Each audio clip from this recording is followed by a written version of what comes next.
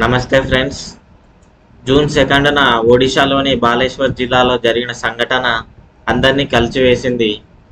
ఎంతోమంది విలువైన ప్రాణాలను ఈ ఇన్సిడెంట్ తీసుకుంది. మనకు ఈ బాలేశ్వర్ జిల్లాలోని బహానగర్ చౌరస్తా స్టేషన్ దగ్గర మనకి ఈ ఇన్సిడెంట్ అనేది జరిగింది. ఒకసారి ఇది మ్యాప్లో ఎలా ఉందో ఒకసారి చూద్దాం. ఇక్కడ మ్యాప్ వరల్డ్ మ్యాప్లో చూసినట్లయితే, గ్లోబ్లో చూసినట్లయితే మనకి బహానగర్ బజార్ స్టేషన్ వస్తుంది. ఓకే, ఇక్కడ మనకి ఈ ఏరియా దగ్గర మనకు వచ్చేసి ఏం జరిగిందంటే ఈ ట్రైన్ యాక్సిడెంట్ అనేది జరిగింది. ఓకే, ఇక్కడ మనము 3D యానిమేషన్లో చూసినట్లయితే మనకి ఇది వచ్చేసి కొరమండల్ ఎక్స్ప్రెస్. ఓకే, ఇది కొరమండల్ ఎక్స్ప్రెస్. ఇది వచ్చేసి goods train. Okay, goods train అది హాల్ట్ పొజిషన్లో ఉంది, ఆగి ఉండే. నెక్స్ట్ ఇటు సైడ్ నుంచి మనకి బెంగళూరు హౌరా ఎక్స్ప్రెస్ వస్తుండే. సో ఇప్పుడు మీరు యానిమేషన్లో చూసినట్లయితే ఫస్ట్ ఈ కొరమండల్ ఎక్స్ప్రెస్ అనేది ఇలా వెళ్ళి ఇక్కడ గూడ్స్ ట్రైన్ గుద్దింది. అదేవిధంగా ఇటు అపోజిట్ నుంచి వస్తున్న బెంగళూరు హౌరా ఎక్స్ప్రెస్ ఏదైతే ఉందో కొరమండల్ని గుద్దింది. సో ఈ విధంగా ఏం జరిగిందంటే చాలా డిస్ట్రక్షన్ అనేది జరిగింది. చాలా మంది ప్రాణాలు అక్కడికక్కడికి కోల్పోయారు. అసలు ఏం జరిగిందంటే ఈ కొరమండల్ ఎక్స్ప్రెస్ అనేది ఏమైందంటే లూప్ లైన్లోకి పోయింది. అసలు లూప్ లైన్ అంటే ఏంటిదంటే లూప్ లైన్లో ఏదైనా ట్రైన్స్ ఆగచ్చు అన్నమాట. ఓకే, లూప్ లైన్లో ఏమైందంటే ఏవైనా ట్రైన్స్ అక్కడ ఉండి ఆగచ్చు అన్నమాట. ఇప్పుడు ఏమైందంటే ఈ కొరమండల్ ఎక్స్ప్రెస్ అనేది దీని మెయిన్ లైన్లోకి వెళ్ళకుండా ఇటు వచ్చింది. ఓకే, ఇటు రావడం జరిగింది. ఇటు రావడంతో ఏమైందంటే ఈ లూప్ లైన్లోకి రావడంతో కొరమండల్ ఎక్స్ప్రెస్ అనేది దీన్ని గుద్దింది. దీన్ని గుద్దడం వల్ల దీనికి ఉన్న బోగిలు ఎగిరి మూడో ట్రాక్లో పడ్డది. మూడో ట్రాక్ నుంచి వెళ్తున్న బెంగళూరు హౌరా బ్రిడ్జ్ అనేది దీన్ని గుద్దింది.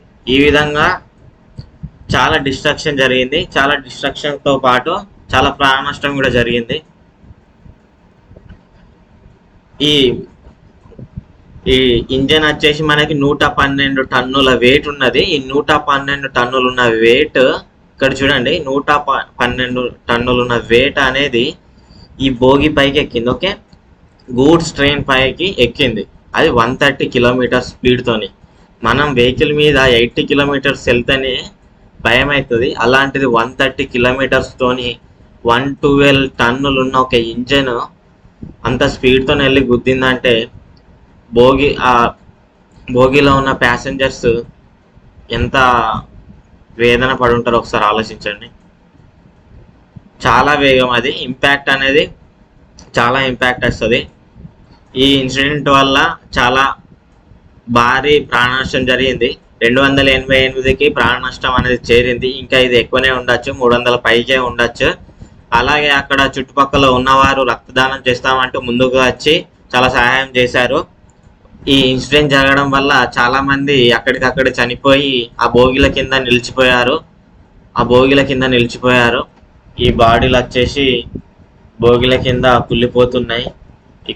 ఈ బాడీలను తీయడానికి ఎంతోమంది సిబ్బంది చాలా కష్టపడుతున్నారు.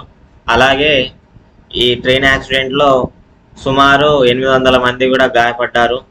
మెయిన్ లైన్ నుంచి ఎలా మారింది, ఓకే, మెయిన్ లైన్ నుంచి ఎలా మారింది అనేది ఇంకా డీటెయిల్స్ అనేది తెలియలేదు. ఓకే, మనకి రైల్వే మినిస్టర్ అశ్విని వైష్ణవ్ గారు చాలా డీటెయిల్డ్గా ఇది శోధిస్తున్నారు. ఓకే, ప్రోవ్ చేస్తున్నారు. మనకి కొరమండల్లో వచ్చేసి 1257 మంది రిజిస్టర్ చేసుకున్నారు. అలాగే బెంగళూరు హౌరా రైల్లో వచ్చేసి 1039 మంది రిజిస్ట్రేషన్ చేసుకున్నారు.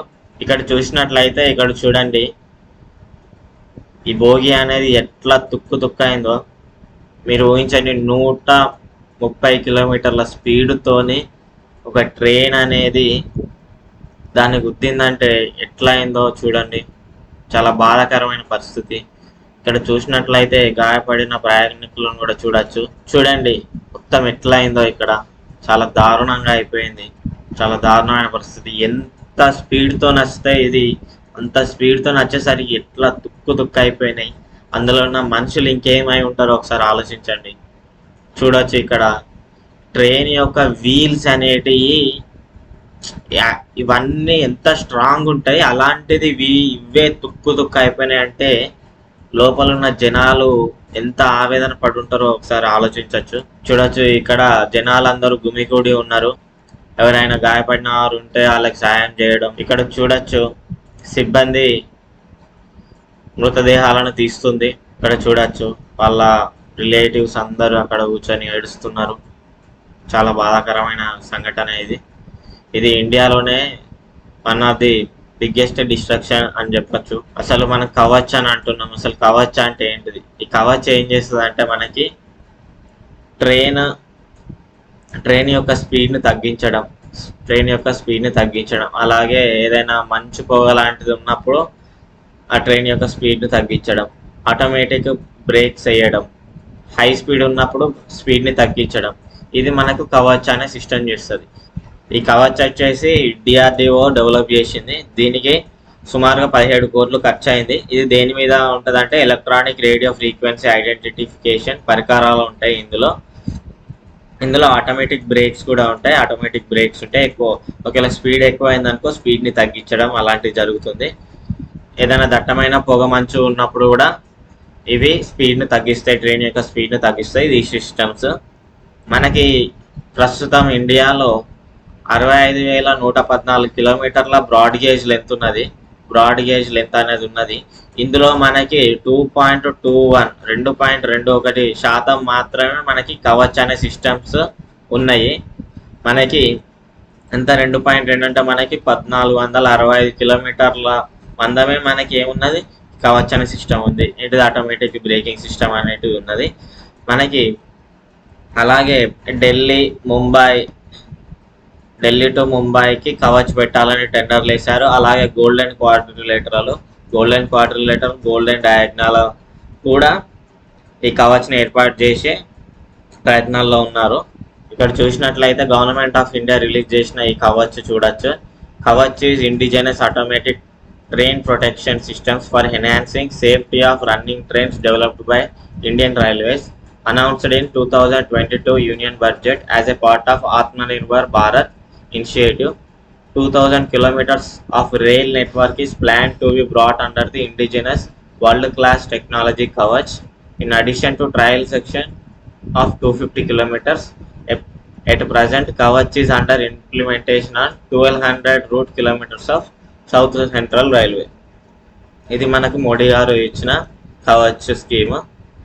నెక్స్ట్ మనకి మన భారతదేశంలో ముందు జరిగిన ఏవైతే విషాదాలు ఉన్నాయో ఒకసారి చూద్దాం. మనకి 1981లో జూన్ 6న 750 మంది ట్రైన్ యాక్సిడెంట్లో చనిపోయారు.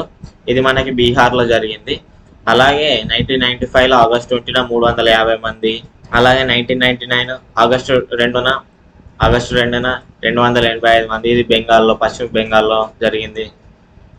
నెక్స్ట్ చూసినట్లయితే 1998 నవంబర్ 26 నాడు 212 మంది. 2016 నవంబర్ 20న 152, 2010 148, 2002 140 పీపుల్, 1964లో 126, 2005లో 114, 1988లో 105, 2017లో 41. ఇంతమంది చనిపోతుళ్ళు ఇన్ని ఇయర్స్. అయినా మనము కవచ్ లాంటి సిస్టమ్స్ని సరిగా ఇంప్లిమెంట్ చేయలేకపోతున్నాం. ఇప్పటికైనా ఇండియన్ గవర్నమెంట్ సరిగా ఆలోచించి ఈ కవచ్ లాంటి సిస్టమ్స్ని జల్దీ అన్ని రైల్వే లైన్స్కి అమలు చేయాలని కోరుకుంటున్నాం. ఓకే, మనం ప్రపంచంలో చూసినట్లయితే టాప్ డిస్ట్రక్షన్స్లో ఇండియా చూడండి ఎన్ని చోట్ల ఉందో. 1, 2, 3, 4, 5 సార్లు జరిగింది ఇట్లా. చూడండి, వరల్డ్లో మన స్టాటిస్టిక్స్ చూసుకుంటే 1981లో 800 మంది. ఇంత జరుగుతున్న ఇండియన్ గవర్నమెంట్ పట్టించుకోవట్లేదు. ఇప్పటికైనా మేల్కొని ఇండియన్ గవర్నమెంట్ పట్టించుకోవాలని కోరుకుంటున్నాం. అలాగే మన ఇండియాలో ఎప్పుడైతే ఈ ట్రైన్ యాక్సిడెంట్స్ జరిగాయో అప్పుడు చాలామంది రిజైన్ చేసి వెళ్ళిపోయారు. అందులో మనకి లాల్ బహదూర్ ఒకరు, నితీష్ కుమార్ ఒకరు, అలాగే సురేష్ ప్రభు గారు కూడా ఉన్నారు. ఇప్పుడు అశ్విని వైష్ణవ్ కూడా రాజీనామా చేస్తారా లేదా అనేది చూడాలి. ఎవరైతే రైలు ప్రమాదంలో చనిపోయిన వారు ఉన్నారో వాళ్ళ ఆత్మ శాంతించాలని కోరుకుంటాను. జై హింద్.